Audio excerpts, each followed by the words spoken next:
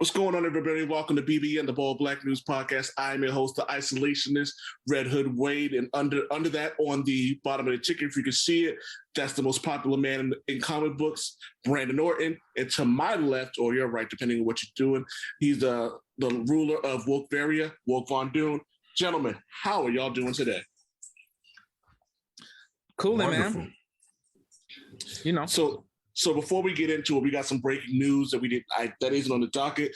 We are getting a Thunderbolts project. We kind of saw that coming anyway with Maria Louis-Dreyfus. Is that her name from Seinfeld?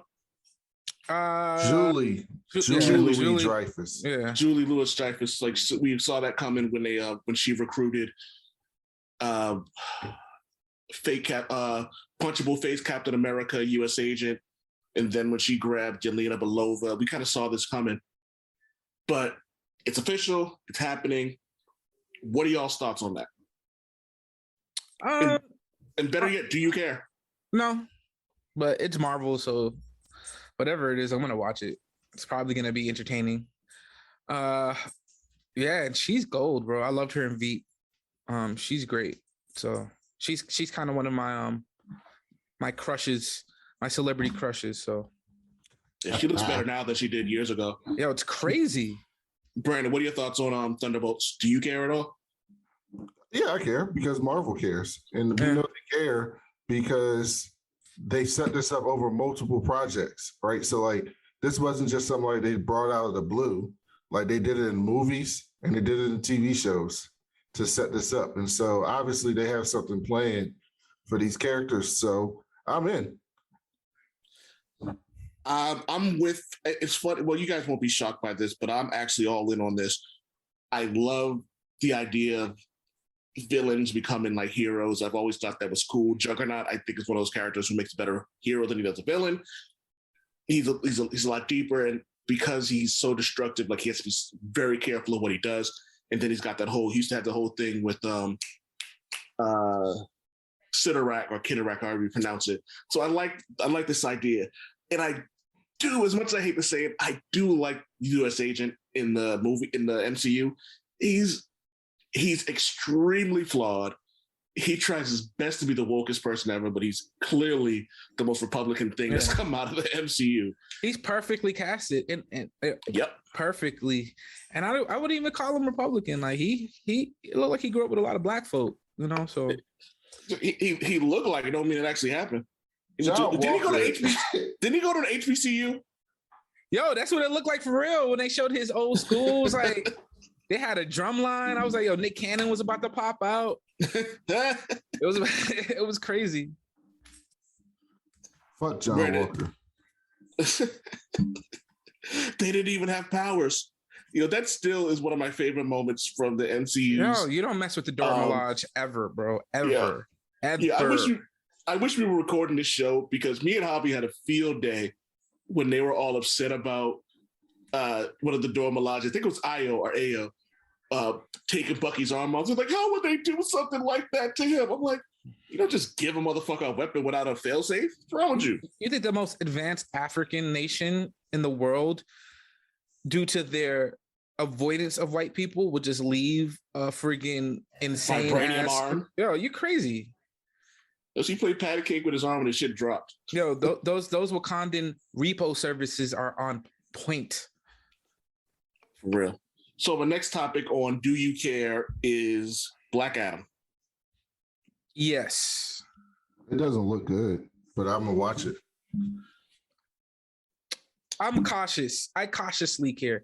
Like, I think it does look good. And I think it looks good because it looks like a Marvel movie. That's the craziest thing about, well, the trailer makes it. They try their hardest to make it. You know what? Let me not disrespect. All right. Let me not disrespect. All right. Like, the colors and the way it was framed, it reminded me of a more serious spin on Shazam. And Shazam was extremely good, in my opinion. So I would love to see them just reboot the entire, like a soft reboot of the entire franchise, starting with the most recent Batman movie and just moving forward from there, man. So I'm hoping for good things from this movie. The Rock looks super excited about it. And, they have new ownership. Discovery seems to not be afraid to shake it up a little bit. So let's see what happens. Well, the thing is, I like the costumes because they finally gave them comic book accurate costumes for the most part. Yeah. So I do appreciate that. But the trailer looks really disjointed to me, but maybe that's on purpose. So I'll give them the benefit of the doubt. But my biggest issue is it's still this idea of like, we got to tell these different stories. We jump to things without building to things in the DCEU, right? So like Black Adam does eventually become an anti-hero. Like you read that JSA run, it's fucking amazing with the Black Adam. But he doesn't like start as that, right? And so when you introduce Shazam, which they did, and then in the Shazam movie, they basically say the opposite of Shazam is Black Adam. Like they kind of name drop him in that way when they're talking to the wizard. And then the first time you see Black Adam, it's like, I'm kind of a hero, but I kill people. It's like, I feel like you missed a step. Like there should be a step there before you get there type of thing. So let me just be the first one to be the only person to say this. I do not give a flying fuck about this movie. I don't like Dwayne Johnson. He can go fuck himself. The trailer looked ass, and I actually watched it by accident. I was on Instagram, and I was scrolling through something. I was just like, all right, well, since it's here, I'll fucking watch it. This shit looks trash. This shit looks like an ass fucking another ass DC movie. The only way I'll go see it is if Javi hits me up and was like, yo, do you want to go see it? And I'll go, all right, cool, I'll go see it. Other than that, I don't give a fuck about this movie. Noted. And this is coming from a guy, and this is coming from a guy who has specifically told everybody that Robert Pattinson was going to make a great Batman. I went on a ledge for Robert Pattinson, but I refuse to go on a ledge for Dwayne Johnson. I don't know if you've been proven right yet. About Robert Pattinson? But I don't think you've been proven wrong either. To me, the jury's still out. You sound like a Golden State fan. You sound like a Golden State fan right now. A little bit. I'm cool with that. I'm absolutely cool with that. I don't think he was bad. I just that emo Batman shit just rubs me the wrong way. I can't get that line out of my head. But you just when he says, Alfred, you're not my daddy. I cannot get that out of my head. Brandon, you're missing the main point. Regardless if you liked it, right? It was a do not call that shit accurate. Do not call that shit accurate. No. It was a legitimately good DCEU movie. Right? Yeah, like, it was a good movie. It was. So come on. You gotta get Brandon. Come on, Brandon. I'll put it to you. I'll put it to you in good terms. I agree. The Batman was the Logan of DC. Oh shit! Come on. No, that's better than Logan. I thought it was. I actually thought it was a decent movie. But I thought it was carried by the Riddler. It doesn't. That doesn't matter. It doesn't matter. Listen, it was a good movie. Even if the villains carried it, let that be your thing. DC, like, I don't even think the villains carried it. What? I don't think the villains carried it, to be honest with you. I think everyone, this is one of the few times you'll hear me say something like this when it comes to certain movies, especially with comic book movies, because there's always a clear MVP in most comic book projects. I honestly think that you can't take anybody out of that movie and replace them with someone else because the chemistry was that good. I don't think there's a clear MVP of this particular movie because I think they all worked well off of each other. So I don't think the Riddler carried it. I don't think Batman carried it. If I had to pick an MVP, I'm going to go Catwoman because she was by far the most comic book accurate and the best performer on that. You know what I mean? So like, that's how I would go with it. But honestly, I thought it was the Detroit Pistons when they beat the Lakers. It was a great team effort. It was a great team effort, and they did that. And they did the damn thing. Yo, man, they put their nose to the ground. They put in the work. You know, Mm-hmm. I'm giving them their flowers now, bro. I can't do that a lot. So congratulations. I will say that also that movie only made $700 million. So like, obviously, DC's not doing something right. Well, I also think a lot of it had to do with people who are just too stubborn to go see a movie because it starred the dude from Twilight, even though he's he's like a decade plus removed from these movies and has proven to be a phenomenal actor. So people still can't get over that. Like I have a friend who's just like, I'm not watching it because he was a sparkly vampire. And even though and honestly, if they made like a movie, if they made like a I don't know, if Hawkeye came out in theaters, right? And it was a movie not connected to the MCU in general, I don't think it would definitely not have done as well as the rest of the MCU. So this Batman movie.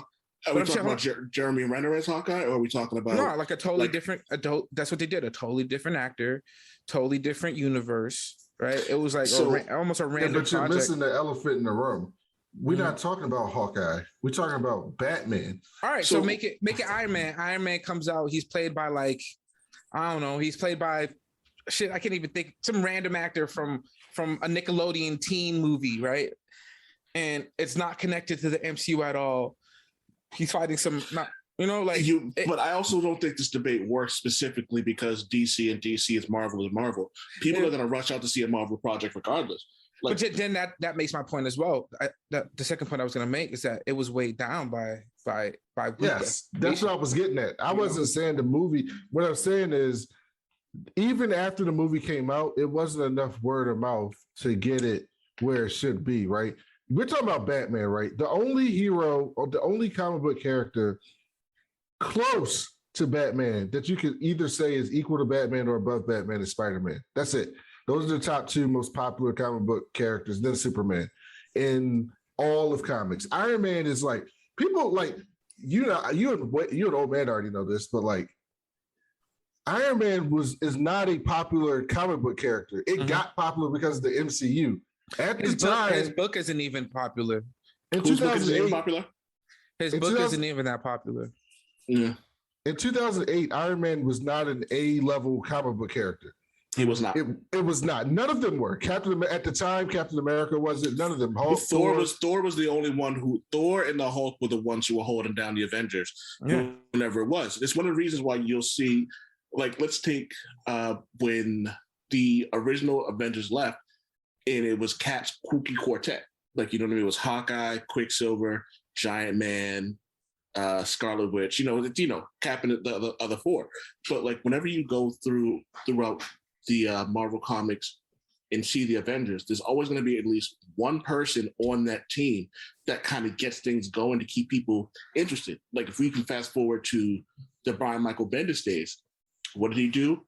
He started it with Captain America, Iron Man, and they were the two core. But then they throw in Luke Cage, they throw in Spider-Man, who's super popular, they throw in Wolverine, who's immensely popular. But then they add Sentry and Spider-Woman, two characters that, like, on their own, do we really care about them? No. And then they knew Civil War was coming, and so the idea for Brian Michael Bendis was like, yo, let's make Luke Cage a star. How do we make Luke Cage a star? You put him next to somebody and have the writer make him interesting. Right. But you're talking about comic books. Well, I'm talking about public opinion and like just the general public. No one gave a fuck about any of those characters, right? The general public comic book characters that, like, if you just ran up on somebody on the street and asked them, do they know about, are Batman, Superman, Wonder Woman, Spider-Man, the X-Men, the X-Men or Wolverine, and maybe the Fantastic Four. Like those, but that's it. And the Incredible Hulk a little bit. That's it. I think, but there's also there's also recognition that I think goes with that as well, because you have Thor's recognizable, if nothing but for the hammer and the lightning alone. Captain America's uniform is also identifiable. As much as everyone, that's true, can identify Iron Man, people didn't really know much about him. All they knew was that he was Tony Stark, he was rich, and he had the armor. Like, you know what I mean? So I get what you're saying, but it's also the same thing.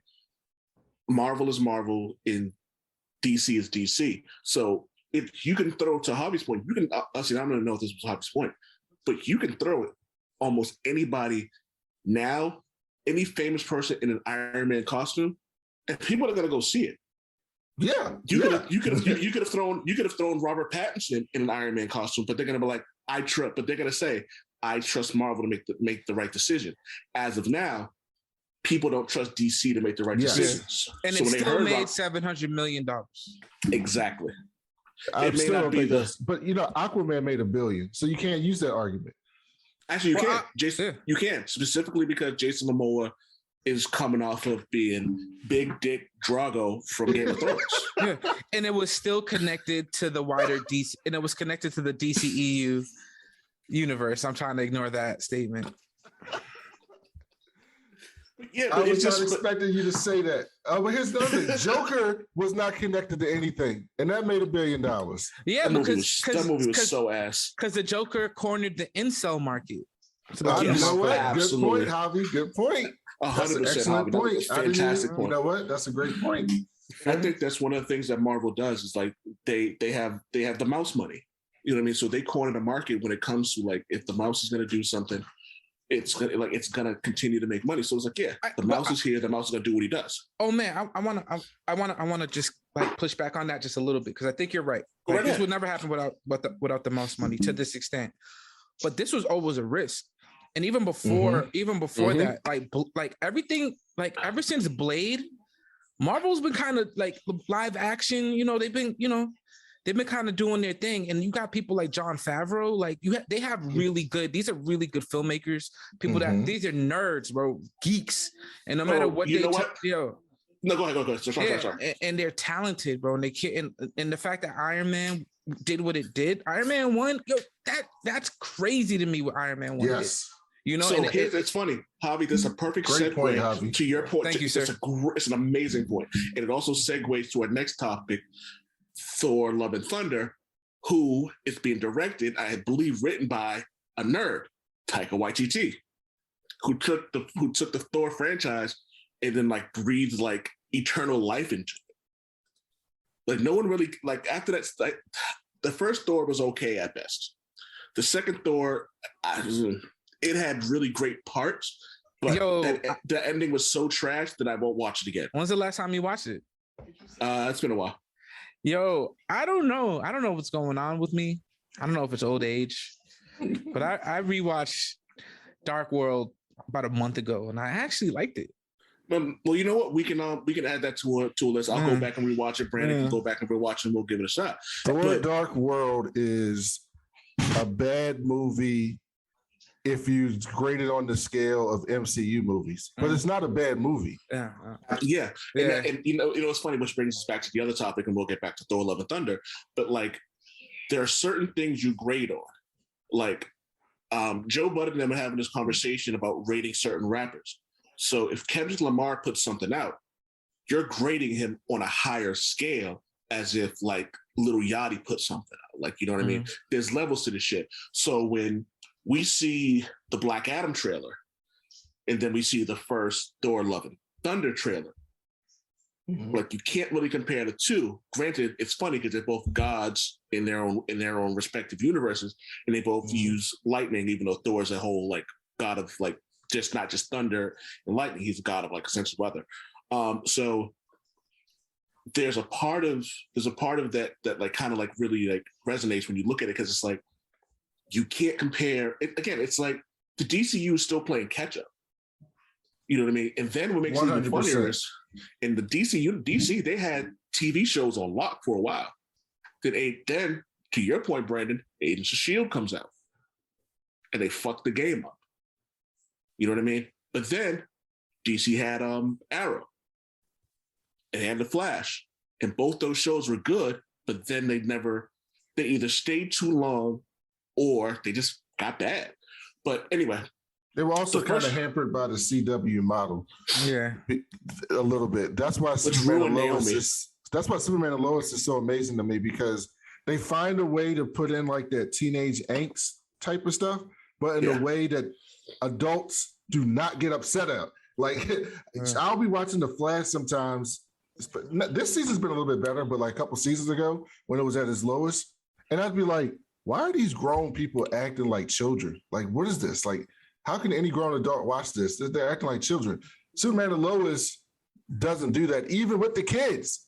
Even the kids, they act like reasonable high school kids. You know what the difference is with Superman is like Sorry, go ahead. I'll let you go. I was gonna say that makes an interesting point that Superman and Lois would be so good because it kind of breaks a mold. It's not as formulaic as the other CW shows, and I think Legends of Tomorrow also. I think that's another reason why that was so good.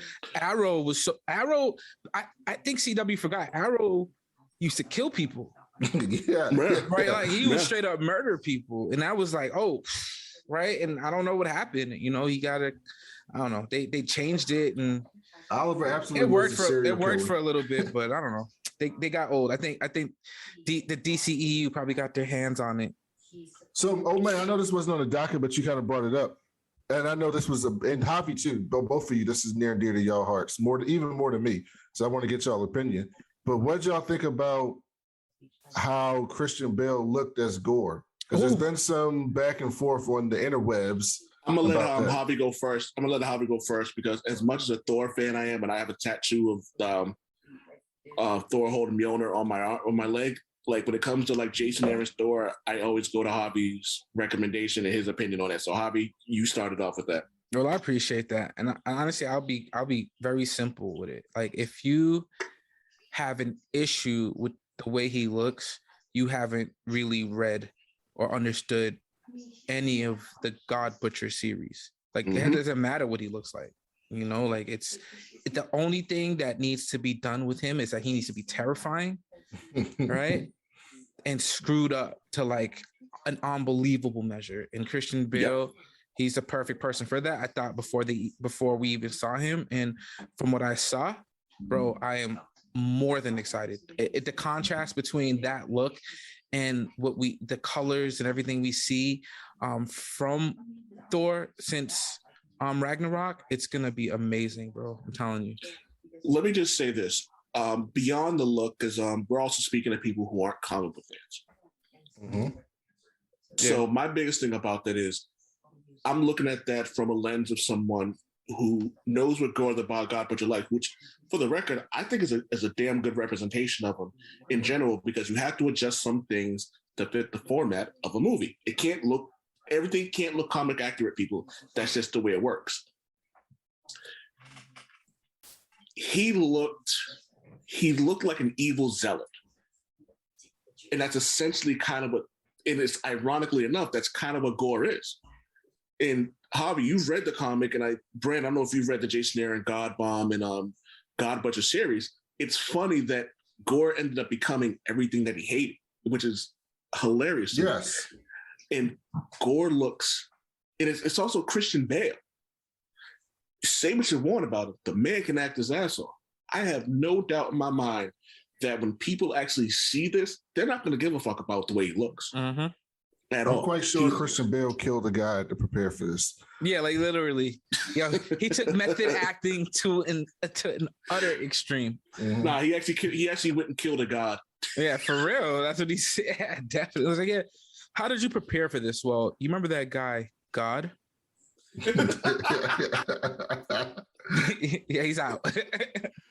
Yo, but that's actually funny because it's like Christian Bale is damn good at what he does. Like, say what you want about him, like yelling at people on set and all that. The man can act.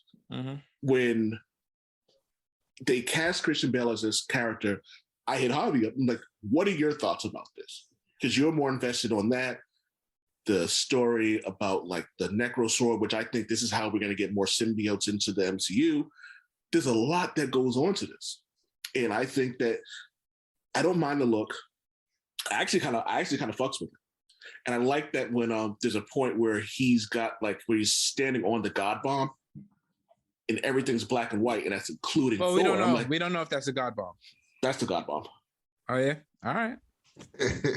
So y'all not mad about the tentacles? That's part of it. No, that's it. That's what it, do people not know what the Necrosword is? Like, oh, you mean like him not having tentacles? Him not having the tentacles. Because they do have like there's a lot of like those black inky tentacles that he seems to be flowing through. That I heard people were trying to figure out what that was, and I'm like, that's the Necrosword. But anyways, I don't give a shit. Who cares? Yeah, me either. I just saw a bunch of people complained about that. They were like, "Oh, it looks good," but like they couldn't give him the damn tentacles, like that type of thing. Yeah, it's in a grand scheme of things, it's really not that serious. I think it looks. They probably want to give it to him, and Christian. They probably want to give it to him, and Christian Bale was like, "No, No, fucking take the code. I'm trying to act here. You're being inconsiderate. What don't you fucking understand? What don't you fucking understand? We're trying to shoot a movie here. So I'm gonna go first because Thor's my guy. Chris Hemsworth is one of my man crushes. My wife says I have a thing for white men, and it's kind of true. We got Ryan Reynolds, Chris Evans, and Happy Pride. Chris Hemsworth, and my man Henry Cavill. Yo, say what y'all want. Thor looked fucking delectable in that fucking trailer. But anyway, so the Thor. So I see the Thor trailer. I'm interested. Already interested before I even knew what was going on. Like Thor: Love and Thunder, I'm in. Let's just make it happen. I have faith in Taika Waititi. I was like, this is going to be fantastic. We get the first trailer, blows my mind. Then we get another one like 2 weeks later. I'm like, oh, they show us more. We actually see Zeus, who's played by Russell Crowe. We see more Valkyrie by Tessa Thompson. We see more of Jane Foster, who's played by Natalie Portman. So we're getting all this stuff. And then there's the comic book accurate moments when we see this giant like frost, like this like Godzilla-sized abominable god dead, and then a look on Thor's eyes where he's remembering something. And all I can say is like, wow. Not only did this appeal to the comic book fan in me, it appealed to the movie lover in me. I'm about to turn into like a toxic Star Wars fan really quick. I will fucking riot if I don't see Horseface Beta Ray Bill at some point in this fucking movie. If I got to sit through this is the fourth Thor movie. If I go through 4 entire Thor movies and I don't see a horse-faced motherfucker on the screen, I'm gonna have a problem with Kevin Feige.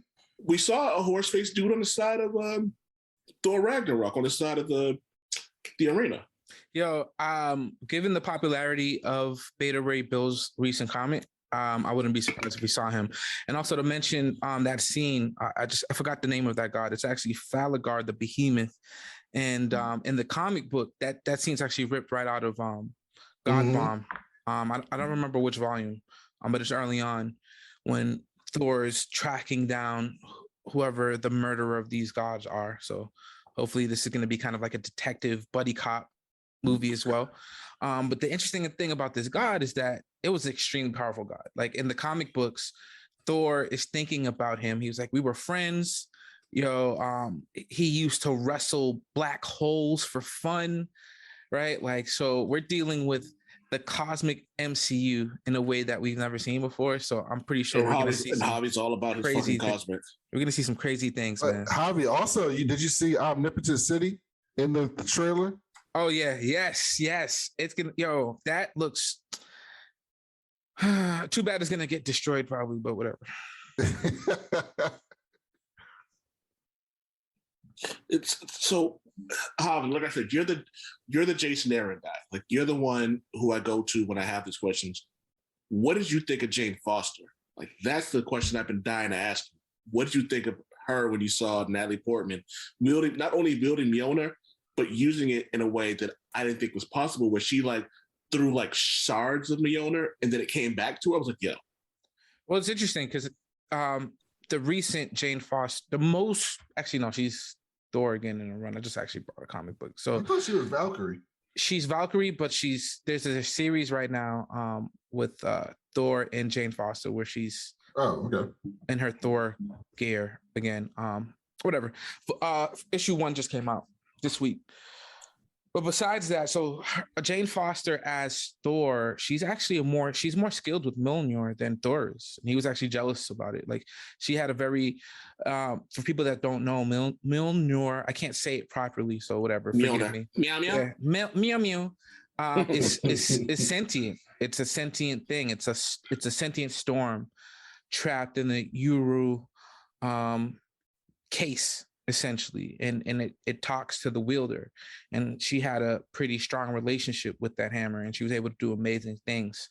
It almost worked on its own at many times. So it's interesting to see how that translates to the MCU. What I'm interested to see, I don't really have much to say about her yet because we haven't seen much. There's a distinct difference between Jane Foster's character when she's Jane Foster versus when she's Thor. When she's Thor, she's a lot more, let's say, aggressive. She's kind of fair. She's fearless, and she enjoys being Thor. So I want to see how that translates. If they do that well, it's gonna be great. In the MCU, Javi? I hope not. I don't want to see that play out in the MCU. I mean, it would be interesting. But it'd also be maybe too dark, I think, for what Disney's going for. Like, it'll be interesting if you understand the connection between her cancer and her transformation. So, but I don't know. We'll see. Brandon, so I'm gonna let Brandon go first on this. You're actually both you and Javi are Hickman fans, but I want to go to you specifically for the Hickman, the Avengers. What do you think? Do you think there's going to be any remnants of Hickman's run in Thor: Love and Thunder? No. And if there, I think it's going to be mostly Aaron. Go ahead, old man, my bad. I was going to say, excuse me. If there is some remnants of the Hickman thing, what do you think a part of it that should be in there? I don't think that fits this story totally. I think we might, because I feel like they're doing something different with incursions in the MCU than how they did it in the comic books. So they might use like some realm that Thor or Gore goes to, and it gets destroyed by an incursion or something like that, just to tie things in or something like that. But I think it's going to be mostly separate from the larger picture of things. I think we start to pick up that larger picture of things again when we get to Ant-Man. I think there's going to be little things here. I think there's going to be a couple little things in Black Panther too. And then when we get to Ant-Man, Quantumania, that's when they're going to kind of ramp it up to get ready for the next big Avengers, or whatever they're going to call it. If they call it Avengers or New Avengers or Ultimates. Yeah.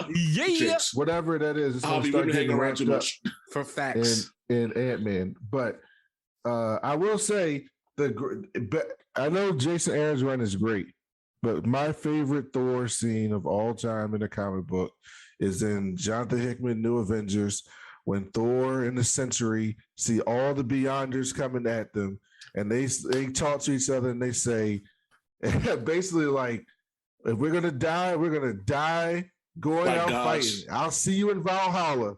And they Thor's got one arm, one arm, an axe, and he's with Hyperion. I think that is one of the best Thor moments. Yes. Yeah. Listen, that axe was built specifically to cut Celestials. You feel me? Yep.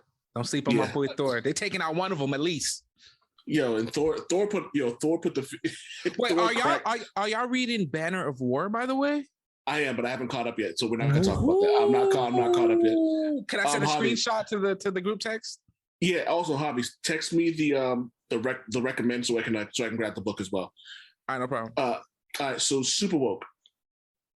What is something from Jason Aaron's run that you think needs to be in this?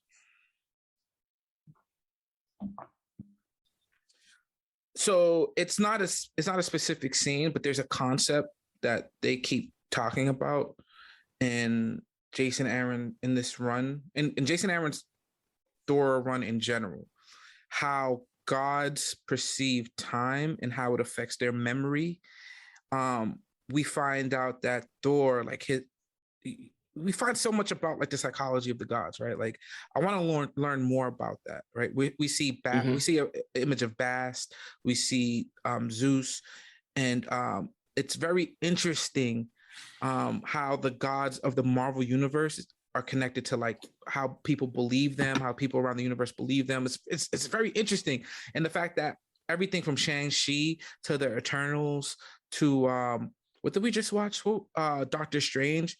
We're starting to see how amazing Loki, how amazing the MCU actually is, and seeing that through the perspective of a human is a lot, or even a regular superhero is way more different than seeing that through the perspective of someone like Thor. And in the Jason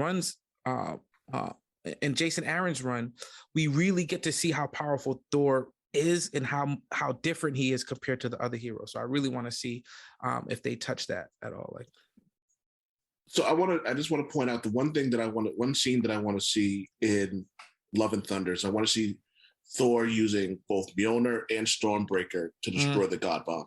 That's something that I absolutely would love to see. Oh, you just remind me of one more thing. Oh, man, I'm sorry. Can I just, Go ahead. At the end of the God Butcher, God Bomb series, Thor actually takes the All Black from Gore and tells him this weapon wasn't meant for mortals, it was meant for gods. That shit would be crazy. It's gonna happen. If anything happens, if they take any scene, they're gonna take that for sure. Absolutely.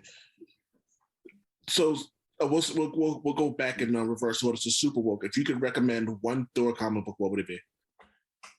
King Thor.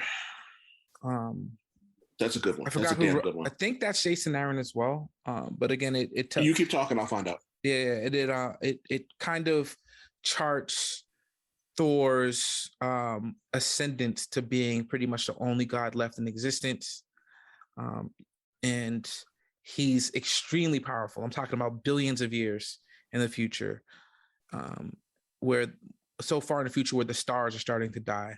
And there's only a few people left that can challenge him, and the people that he fights. Yeah, and it's Jason Aaron. Jason Aaron, yeah, it's amazing, and I think it's a key reference point in the Thor mythos that I think people will enjoy. Oh, that reminds me. Last time we did a show, we talked about Hulk and Thor. Did y'all finish reading Titan Hulk? Yeah. Because I think Banner of War runs right into Banner of War. So yes, it's pretty crazy, bro. Yeah. Brandon, if you had to recommend something with Thor in it, what's it going to be? And why is it Hickman? No, it's not Hickman. My favorite Thor that I've ever read is Jane Foster's Thor. Yeah, for sure. I love that Jane Foster Thor run. And then she was on the Avengers and whipping people's ass on the Avengers. Like, I thought Jane Foster Thor was incredibly. I always thought comic book Thor until recently. It's been better recently, but I always thought comic book Thor was kind of a one-note pony for a long time. In the last 5 to 7 years, it's changed. But like previous to that, I didn't find him to be that interesting. Like, I found Beta Ray Bill to be far more interesting. I found like other characters in the Thor mythos to be more interesting than him up until recently. And recently it's changed. Like, it's great. But so seeing Jane Foster Thor, there was so many layers to that character and like what was going on with her and when she was Thor, when she wasn't Thor. It was really fascinating. And I really enjoyed that. Also, I do remember like some story where like Thor was fighting, like Donald Blake was like separate from Thor or something like that. Yeah, that's early on in this most recent Thor run. I was reading something about that. And I was like, that sounds interesting. Yeah, that's that. Did you read it? I think I read like one issue about it, and then I was like reading online about it. And I was like, that sounds interesting. I should read this. Yeah, we got Throg on there with the ill cameo. Oh, he was in there? Yo, you got it. Just say he creates his own version. He creates his own version of Avengers. Let me just say that. Also, Throg's in the Guardians of the Galaxy video game too, which is hilarious. Shout out to Throg, the MVP of the Marvel universe. Yo, Brandon, I didn't really get into Thor until Jason Aaron's run in I think 18. It started around that time, maybe probably earlier than that. So I got it. I really got into that because Dodderman actually, Russell Dodderman's art got me into that. It was amazing. So that pushed me into it. I read it, got really into the Thor mythos, and then I started rereading older stories with Thor, and I even see those old stories in a new light as well. So check them out, man. We used to do on the Watson Series podcast. We used to do history of characters episodes. Yeah, when a movie would come out, and I think we did one on Thor when Thor Ragnarok came out. Yeah, and so we ended up reading like a bunch of old stories from Thor, and that was good. I don't know, was it J. Michael Krasinski? It was no. He has a pretty his run. Yeah, that was some run. Yeah, no, it was it Louis Simonson? Maybe it was Simonson. If you tell me what happened, I can tell you probably. I think it was Simonson's run. One of them. It was a run from a while ago, but it was like real. It was like it was either in the 90s or the 80s. But it was really good. And then everything before and after that, I hated until I got to the most recent stuff. And then I fucking loved it to death. Yeah, it's crazy. So I vehemently disagree with a lot of things that Brandon said when it comes to Thor, because but there's a lot of it that goes into like just him. I like the Thor mythos in the comic books and Marvel comics, and I also love the fact that he tries his best not to, because he always says that he will never unleash his full power on a mortal, because they can die, so he doesn't unleash his full power, and there's a lot that goes into it. He does in Banner of War, just so you know. But technically, Thor is not actually a god. He is literally a god. He's more like an alien. No, in the MCU, he's an alien. In Marvel Comics, he's a fucking god. Kind of a god. Well, he's got god power. He's a god. Shut up, man. I'm not having this debate with you. We can have this debate on a Thor episode. Can I be the non-biased arbiter? Can I be the non-biased arbiter here?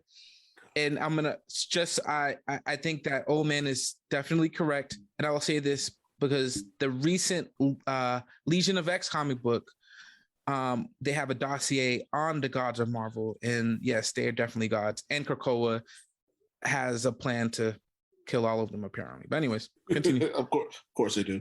So you guys mentioned J. Michael Straczynski. If I was going to recommend one, that would probably be it.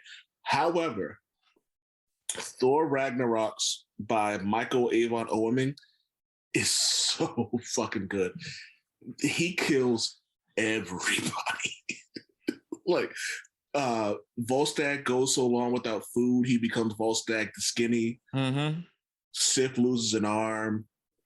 Fandral, the way they described Fandral, they said he was like his once beautiful face was ripped to shreds by arrows. I'm like, damn. The I'm not sure if it's metal or rock, but that built Mjolnir was turned into like random weapons, and it just didn't have any like magic to it. It was Uru. Thank you, Javi. And it was so good. And then like Thor ended the cycle of Ragnarok, and we find out that there's gods above them that feed off the Ragnarok. And Thor basically like destroys all of them, and then he goes to sleep. And then that's what the J. Michael Straczynski's run started. So yeah, so that's what I have on that. I also just read Beta Ray Bill fighting Suitor, which was fucking incredible. So amazing. Actually, I have that on my list. I just haven't gotten to it yet. Bro, oh man, please read that book. It's fucking incredible. It's crazy. It made my eyes hurt. Yo, we need more Beta Ray Bill. We definitely need more Beta Ray Bill. Beta Ray Bill, man. So last but certainly not least, we got to talk about The Boys. Javi, did you watch Miss Marvel yet? No, I did not.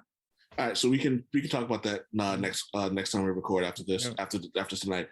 We got to talk about The Boys, man. They started off this show. They started off this series with the tiny man running up a dude's urethra. Yo, just note this was my wife's first episode of The Boys ever. And she was like, what is this?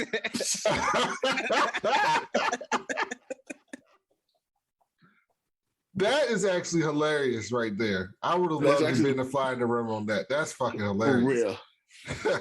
And that is honestly the best reaction you can have to anything that happens to The Boys. If you've never seen anything, is what is this?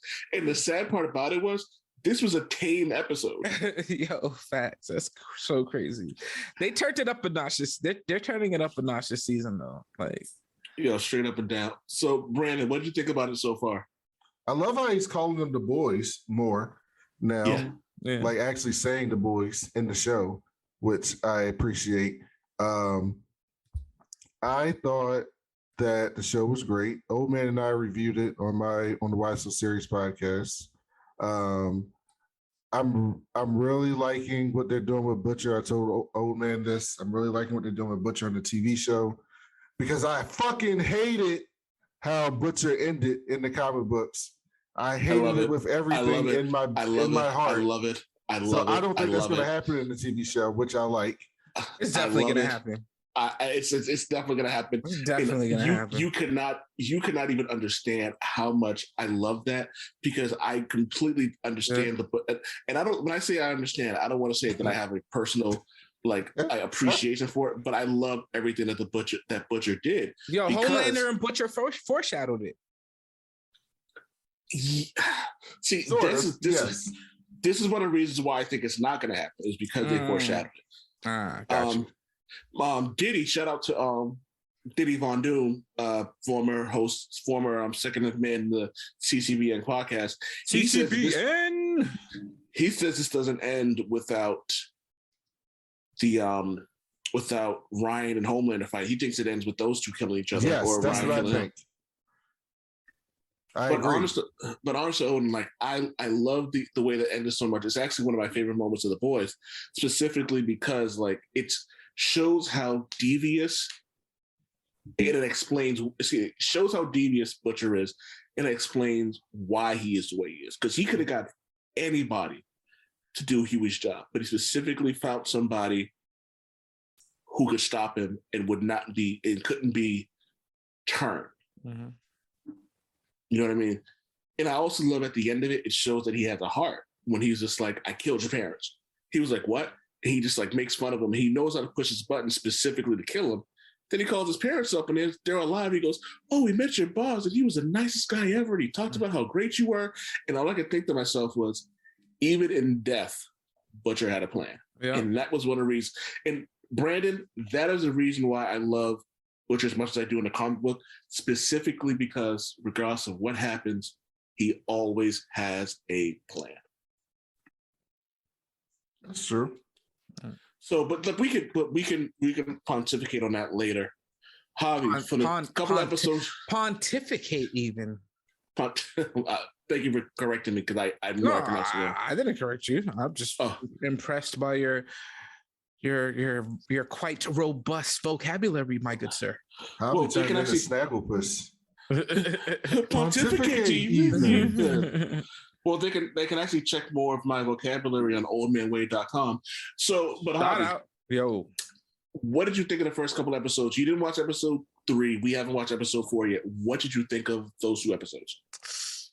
So I love how they're giving us, because it feels like it's been 85 years since season 2, to be honest with you.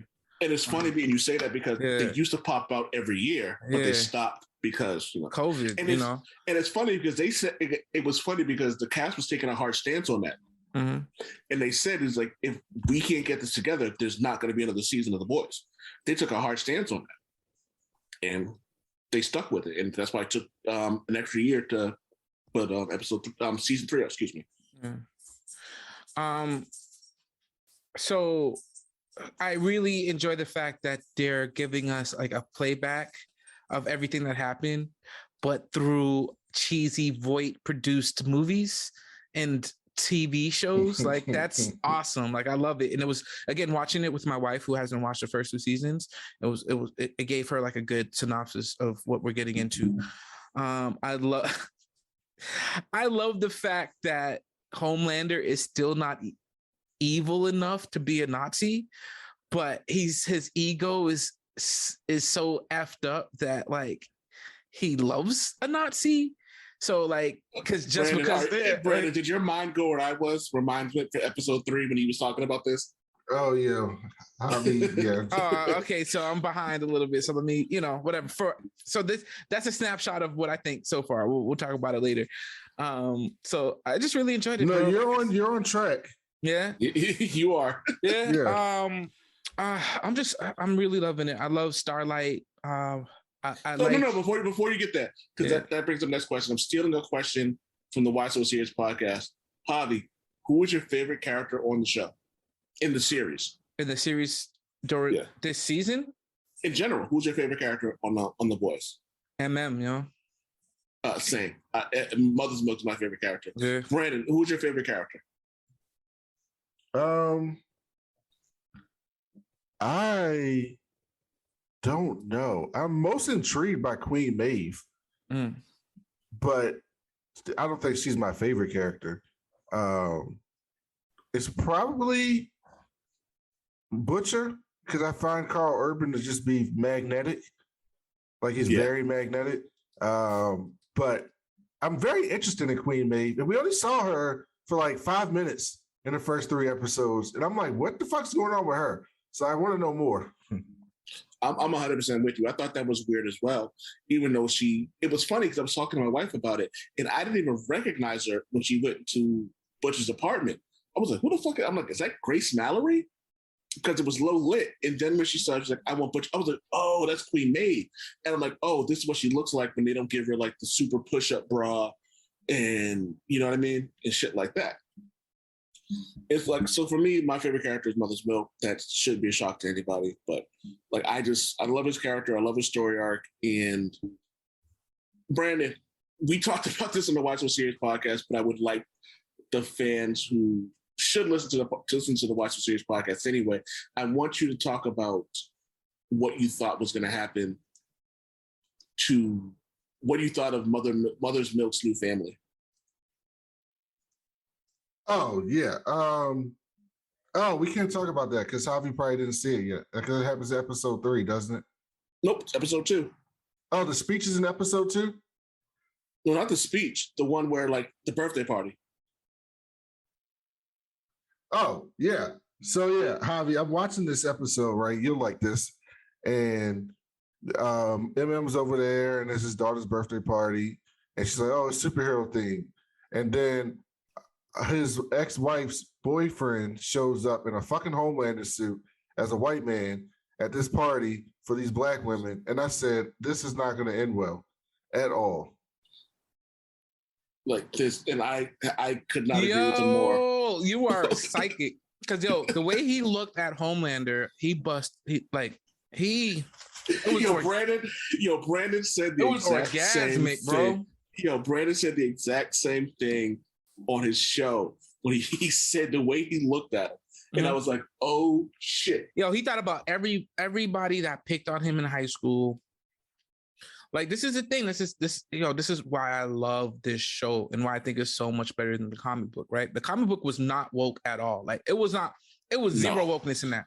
Right? No. What was woke about that? Well, we can talk about the conversation that Mother's Milk had with Huey during the series when they were trying to figure out who Swing Wing killed. And they went to the gay bar and Huey was all uncomfortable when he was chastising Butcher for being like saying homophobic things. And Butcher was like, oh, what happened? I thought you were down for the cause and all that. And then Mother's Milk says to him, yeah, he goes, all the stuff that he says, he goes, and Mother's Milk, who, big black man, goes, you grow up in a place where you think you know what certain things look like. And then you realize that real racism is out of your little corner of the woods, and you realize that a lot of it doesn't mean shit. There's a lot of wokeness in the boys. Y'all don't be reading comic books. Y'all just be looking at them. I didn't find the boys to be that woke at all. Wait, who? Y'all wait, are bugging. Brandon. Y'all are bugging. Brandon, is he talking to us? Yeah, I don't know who he's talking about. Is he talking about the book that had a 12-year-old with fucking triple E tits as a sex worker? That book is woke. But there was a purpose for that. Specifically because of sex work. Yo, we're not gonna have this conversation now. We can have a completely different conversation on the boys comic book. We got another episode to record. It was woke for the time. Whatever.